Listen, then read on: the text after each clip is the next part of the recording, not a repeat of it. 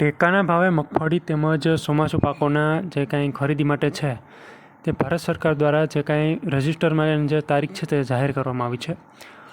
આવતી 1 સપ્ટેમ્બરથી 15 સપ્ટેમ્બર સુધી છે તે મગફળી અને ચોમાસું પાકોનો ખરીદી માટે જે કાંઈ રજિસ્ટ્રેશનની જે પ્રક્રિયા છે તે શરૂ કરવામાં આવી છે.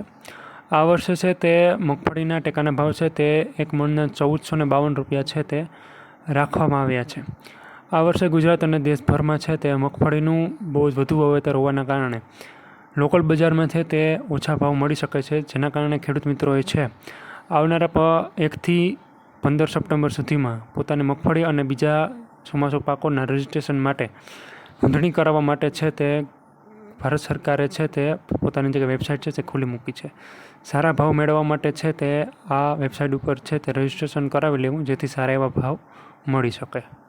વધુ માહિતી માટે ચેનલને સબસ્ક્રાઈબ કરવાનું ના ભૂલતા.